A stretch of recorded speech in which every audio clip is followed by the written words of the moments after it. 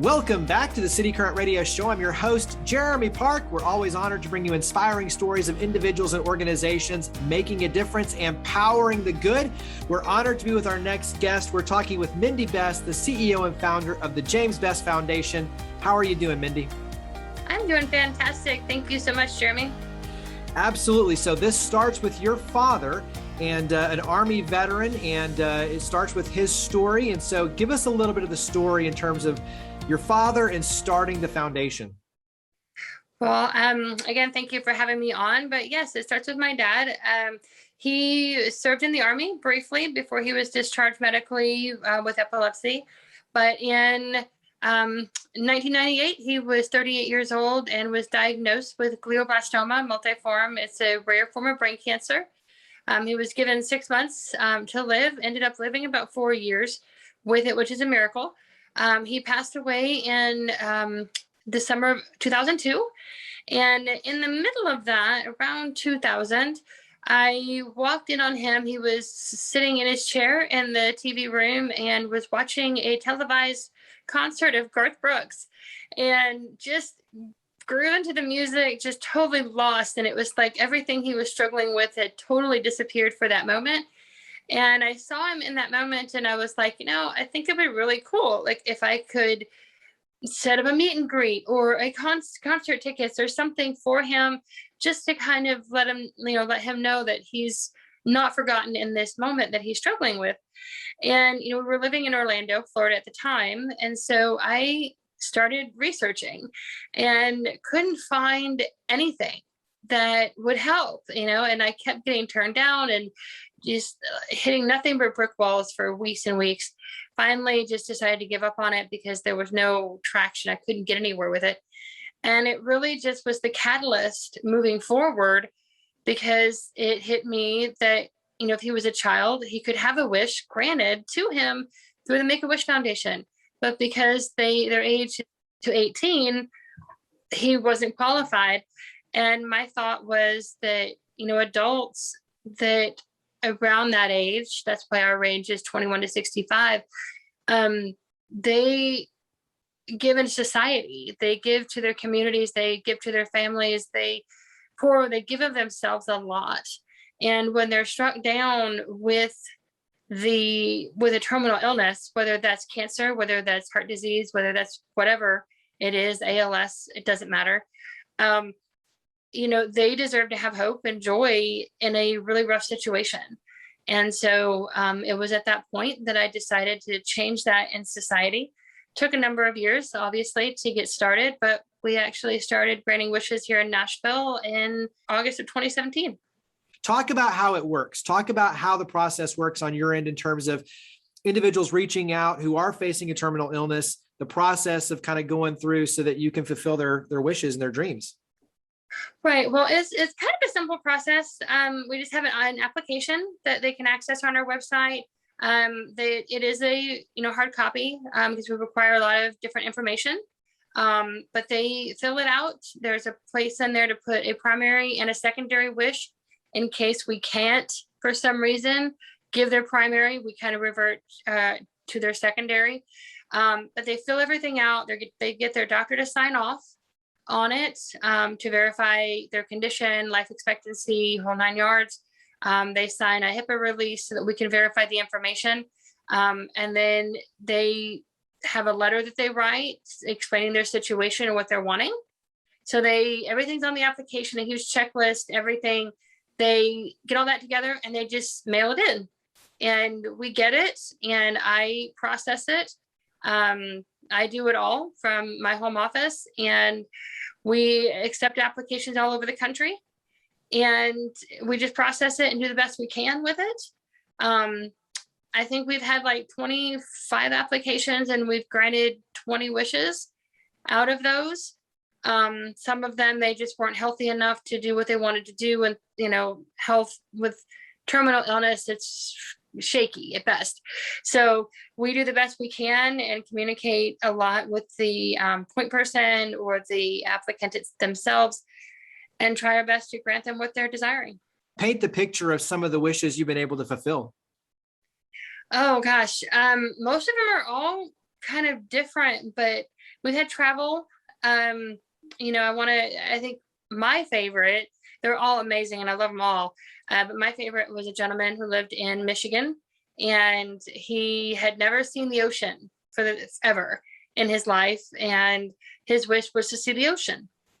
And so we arranged for him and his brother to fly from Michigan all the way down to Panama City Beach, Florida.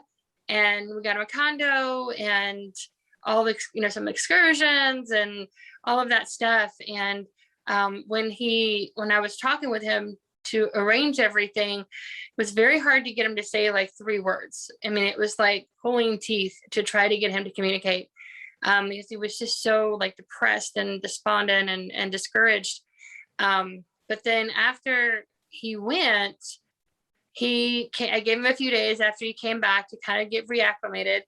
I called him. I couldn't get him to stop talking for like 30 minutes, because he was just like going on about how, he saw a lizard, a regular lizard roaming free. Like he's never seen that before. And I'm, it's kind of like we take for granted those things, but for people that are in different regions in the country, they're not used to it.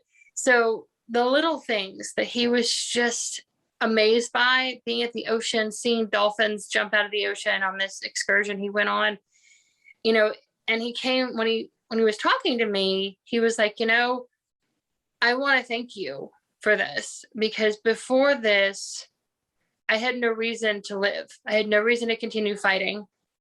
But because of what you did, I now have a renewed sense of fight and life. And he fought for a little while longer and he eventually passed. But it really, granting people the wish, it not only affects the client, but it affects like their family and their friends and their community as well, because it gives them a boost. It gives them memories to hold on to that were sweet in a really difficult situation. How has this work, which is obviously very personal to you, how has it changed you, realizing the difference that you can make in someone else's life to fulfill these sort of dreams? And not just like you said for them, but for their family as well. How has it changed you? It kind of gives me a sense of purpose that, I'm living my dream. My dream was to do this. And so when you're in the middle of living out your dream, it makes you come alive. It makes you, like I said, it gives you that purpose in life, that you're doing something good for others.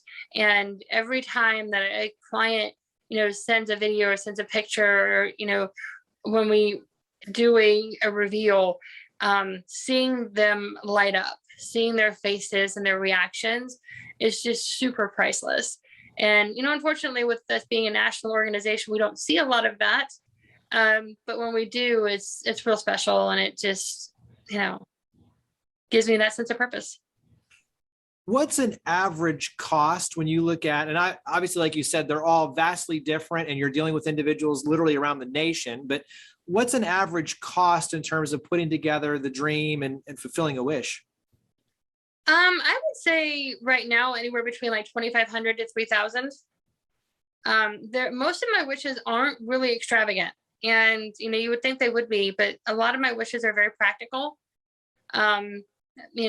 So anywhere between like 2,500 to 3,000 on average, but then it could be less, and then it could be more as well. And then talk about how you're able to raise the money, how the community can help. Well, right now we are doing, everything is transactional. So when we get the wish, we kind of go after the funding or the goods and services to fulfill those wishes. But people can help by spreading the word, getting the word out there to, we live in Nashville, and small town with a big city with a small town feel. Everybody knows everybody. It's just getting to those people, sharing this information with them, letting them know that this does exist, so that, maybe there is someone, who has more influence that can influence people to give, for one, and they can, as far as giving is concerned, they can always go to the website. There are multiple ways to give, not just, online, like through PayPal and like all those, but there's also passive ways to give, like signing up on Amazon Smile, signing up in the community with Kroger rewards, stuff like that. That is a way to give back as well. And I think too, going back to your father and, reaching out and trying to have access to someone like Garth Brooks, the larger that your network becomes, the more people who know about you and what you're doing, the more influence you have to get to celebrities, to get to private jets, and all of these things that when it comes to fulfilling these dreams and these wishes, you have a lot more access that you can grant these amazing wishes. And so I think, to your point, raising awareness for what you're doing is really important so that not only more people have access, but you can do bigger and better things to really fulfill these dreams, which ultimately can change lives. And I think that's a powerful piece of the equation, is just helping you raise more awareness, and obviously then the funds that go with that. But having more access in the end helps you tremendously. It does, for sure. And like you said, since we are a national organization, it's having those resources, nationally. So yeah, it definitely is, because that's our first go-to is, going after those resources for goods and services. And then using, the monetary, if we need to buy plane tickets or, stuff like that. Yeah. What are some of your goals when you look at finishing 2021, looking ahead to 2022 and beyond? What are some of your organizational and personal goals? Well, it's a really good question.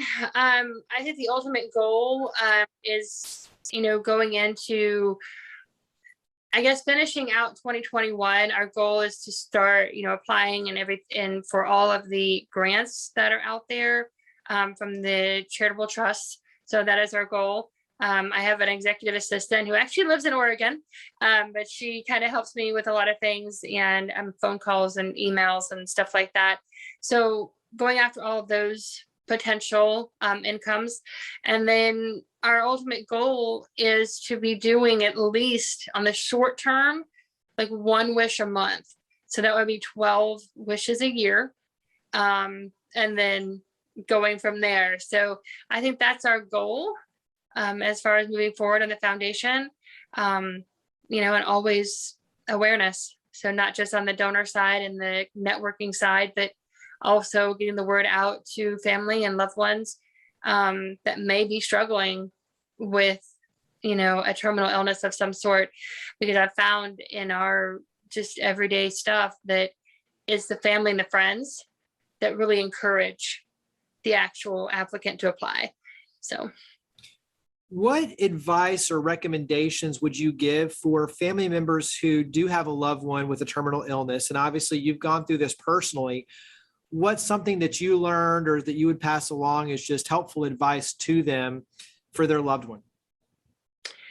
I think the biggest thing is just encouragement and support. What that individual is going through is hard to understand, especially if you've not gone through it yourself. So their emotions are going to be a roller coaster. To just have that humility and the, ability to just sit with them if need be, and listen. Don't be too quick to advise. Don't be too quick to give glib answers. Because that's kind of one of the worst things that you can do, because they don't need glib answers. A lot of times they just need an ear to listen to and a shoulder to cry on as they're processing everything that's going through their body and their mind, because every day is a battle, and you're going to have good days and you're going to have bad. So just being there to encourage and support is going to be huge, and encouraging them to apply is huge too, because if they're able to have what they want, and we do verify with their doctor if they can have what they want or not. And if not, we communicate with them and try to work with them on something else. But our goal is to do our best to provide that hope and that joy to them. And it spills over to the family as well. So again, that comes with the encouragement and saying, you know what, you're struggling, and maybe you feel like, oh, I'm not as bad off as, say, this person in the other room, but you're worthy of having, love and support during this situation. So here's like, let's do this. Yeah, great advice. With the name, the James Bess Foundation, you're keeping the legacy of your father alive. What do you think your father would say looking at your impact and how you're able to now make a difference in so many others' lives? That's a good question too. I don't know. I think that he, is just be proud of what's going on, and just, having a sense of pride and excitement that, because of what he went through, other people are being touched and blessed, and not just here in Nashville, but all across the country. Yeah. Wrap up with contact information. So your website, social media, phone number, where would you direct everyone to go to learn more? The easiest way is our website, which is jamesbess.org. All of the information is there. Our email address is there, phone number is there, address is on there. That is the best way to get a hold of us. So yeah. Makes it easy. So jamesbess.org, JAMESBESS.org. So jamesbess.org. Mindy, thank you for all you do. Greatly appreciate it. Thank you for coming on the show. Well, thank you for having me. I appreciate it.